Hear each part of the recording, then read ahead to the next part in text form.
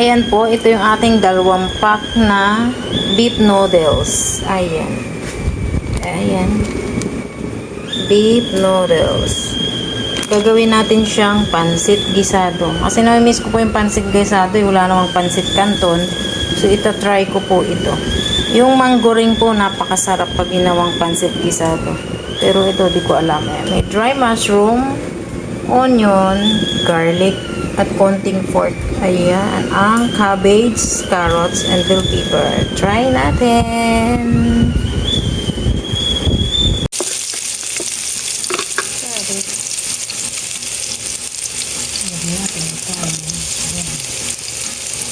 Dry mushroom. Sunod natin yung dry mushroom. Ayan. At pansit gisado. Ayan. Ang mga Chinese, mahilig po sila sa mushroom. So, wala tayong magagawa, kundi mushroom ang tinalo. Pero masarap po talaga yung mushroom nito. Masarap. Tawag sa kanila ay shampoo. Ayan. Ito yung magpapasarap sa ating pansit gisado, ang shampoo.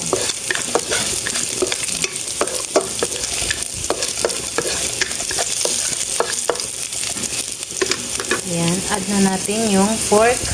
Ayan. O, diba? Ayan. Halo-halo. Halo-halo. Next natin ilagay ng a little bit ganyo. Ayan. So, ito. Para daw po tumapit yung amoy, yung bango. Ayan. Yung gulay po, pagkulo na lang natin siya ilalagay. Hindi ko na siya ginisa. Tapos, lagay tayo ng water. Add water. Kunti lang kasi nga, madali lang maluto yung ating pack na noodles. Ayan nga po at kumukulo na. Ilagay na natin itong ating noodles paumin. Ayan. O, diba? Parang kulang sa tubig. Ayan.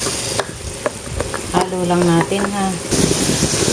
Ayan na ang ating pack noodles. Ayan. Chinese noodles yun. Ginawa natin pansit gisado. Ayan. Maya-maya po luto na yan. Tapos add natin yung ating gulay. Pangkasarap. Ayan.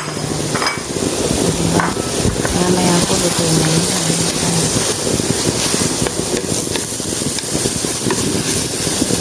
Sarap. Ayan na ang ating paumin.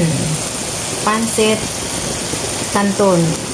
Tawag dyan, pansit gisado. Ayan, diba? Luto na. May nakalimutan ako. Maglagay pala tayo ng salt pepper. Ayan, salt pepper. Ayan, maglagay tayo ng black pepper para sa ating pansit gisado para mas masarap. Diba? Diba? Sarap. Kasi nagsasawa na akong kainin siya ng may sabaw. So, ayan ang ginawa natin. Ginawa nating pansit canton gisado. Ayan. O, diba? Napakasarap na yun. O, diba? Pwedeng gawan ng sulit yun. Kung ayaw mo na. So, ito na siya ngayon. O, diba? Napakasarap na yun.